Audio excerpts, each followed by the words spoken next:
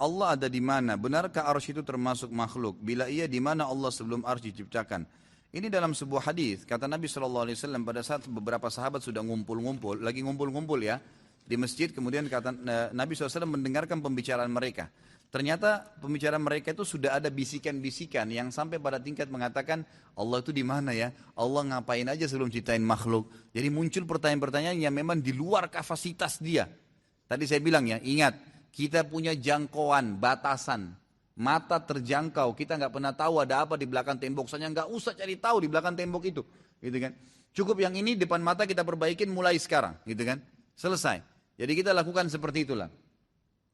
Jadi jangan sampai kita melalui batas. Maka Nabi SAW keluar dan mengatakan, apakah sudah muncul ya di benak kalian dan di hati kalian pertanyaan bahwasanya Allah itu ada di mana, Allah lagi ngapain, gitu kan? Dan seterusnya berhubungan dengan Allah, kata para sahabat, iya ya Rasulullah. Kata Nabi SAW, kalau sudah muncul itu, katakan amantu billah. Saya beriman kepada Allah. Ini langkah pertama nasihat saya kepada penanya. Katakan saya beriman kepada Allah subhanahu wa ta'ala. Karena pertanyaan yang kita lontarkan, jangan sampai melampaui kapasitas kita.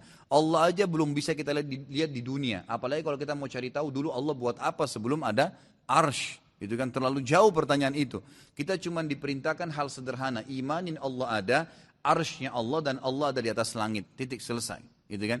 Makanya sampai ada orang datang ke dalam majelisnya Imam Malik rahimahullah, gurunya Imam Syafi'i mengatakan, wahai Imam, bagaimana sebenarnya caranya Allah itu bersemayam di singgasananya? Gitu kan? Allah itu naik bersemayam di singgasana, seperti apa caranya? Langsung kata Imam Malik rahimahullah, mengimani bahwasanya Allah bersemayam itu hukumnya wajib, menanyakan bagaimananya itu majhul, enggak jelas karena belum ada datang kepada kita, tapi kita sudah imanin. Kan memang iman itu meyakini sesuatu yang tidak kelihatan dengan panca indera, kan gitu.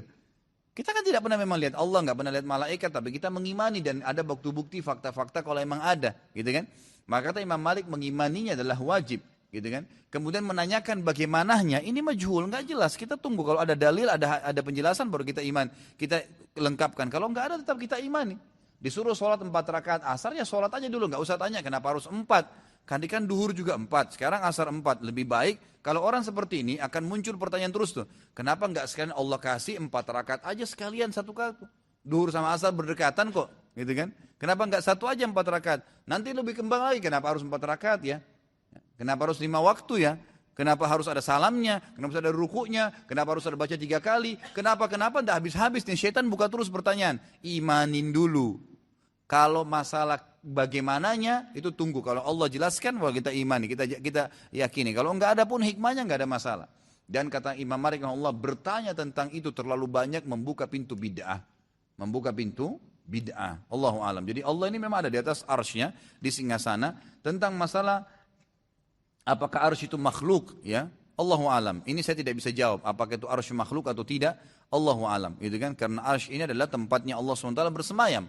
Semua yang berhubungan dengan Allah dan zatnya, itu lebih cenderung ulama mengatakan seseorang tidak berbicara. Karena ada sabda Nabi SAW yang berbunyi, berbicaralah di nama-nama dan sifat Allah dan jangan bicara di zatnya Allah. Karena zatnya Allah kita tidak mampu untuk membicarakan masalah-masalah sampai di sana.